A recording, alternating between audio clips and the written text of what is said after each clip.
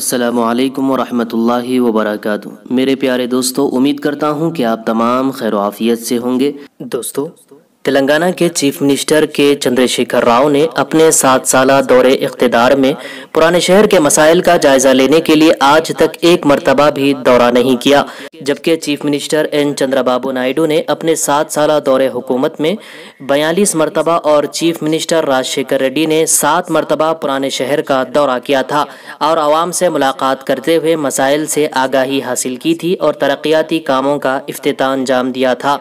KCR صرف ایک مرتبہ جامعہ نظامیہ شبلی گنج میں آڈیٹوریم کا سنگ بنیاد رکھنے اور نورخاں بازار میں واٹر ٹینک کی تعمیر کا سنگ بنیاد رکھنے آئے تھے۔ چیف منسٹر ریاست کے اضلاع کے مسلسل دورے کر رہے ہیں۔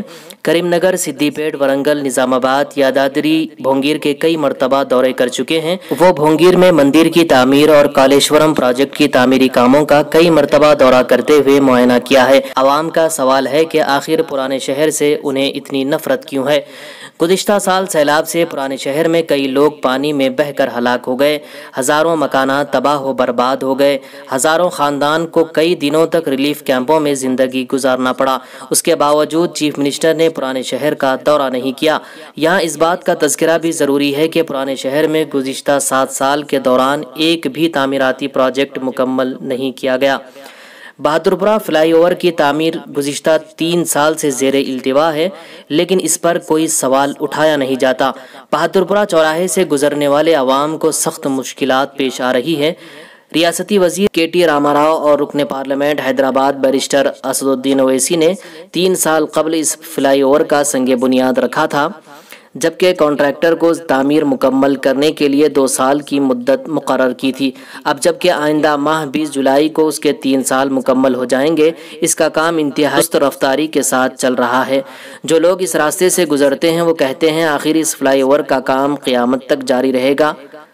سوشل میڈیا پر بھی اس تعلق سے کئی کمنٹس آ چکے ہیں، لیکن حکومت کے کانوں پر جوں تک نہیں رینگ رہی ہے، کیونکہ یہ پرانے شہر کا مسئلہ ہے، جبکہ نئے شہر کے تمام فلائی اوورز جو بہادرپورہ فلائی اوورز کے بعد شروع کیے گئے تھے ان کی تعمیر مکمل ہو چکی ہے۔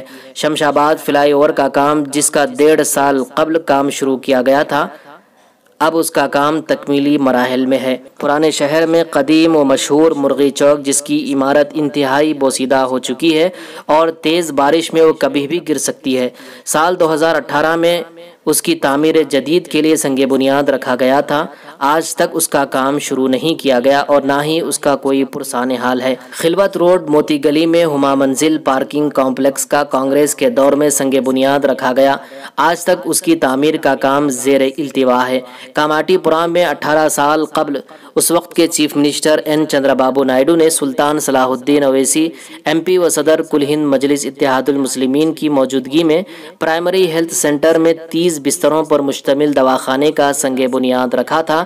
ان کے بعد کانگریس اقتدار میں آئی، چیف منسٹر راجشیکھر ریڈی نے اس کا معائنہ کیا اور عمارت کی تعمیر مکمل کروائی، لیکن 30 بستروں پر مشتمل دواخانہ آج تک قائم نہ ہو سکا۔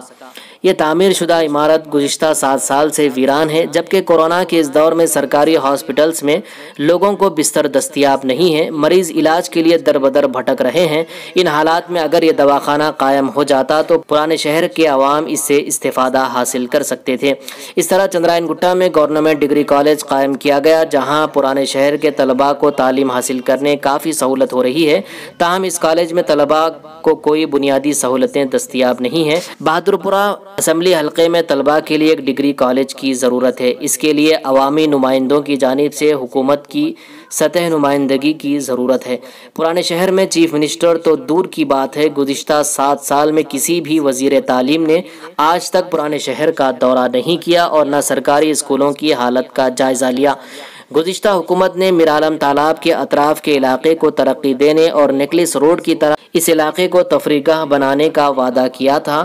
TRS کی 7 سالہ حکومت میں میرالم تالاب کو نظر انداز کر دیا گیا، جس کی وجہ سے لینڈ گرابر میرالم تالاب کی اراضی پر غیر مجاز قبضہ کرتے ہوئے بڑے پیمانے پر تعمیراتی کام انجام دے رہے ہیں۔ بالخصوص عیدگاہ میرالم کے عقبی حصے میں تالاب میں بڑے پیمانے پر مٹی ڈال کر مسطح کیا گیا اور اراضی کو پلاٹس میں تبدیل کر کے اسے غیر مجاز طور پر فروخت کیا گیا اور ناجائز تعمیراتی کام تیزی سے جاری ہیں۔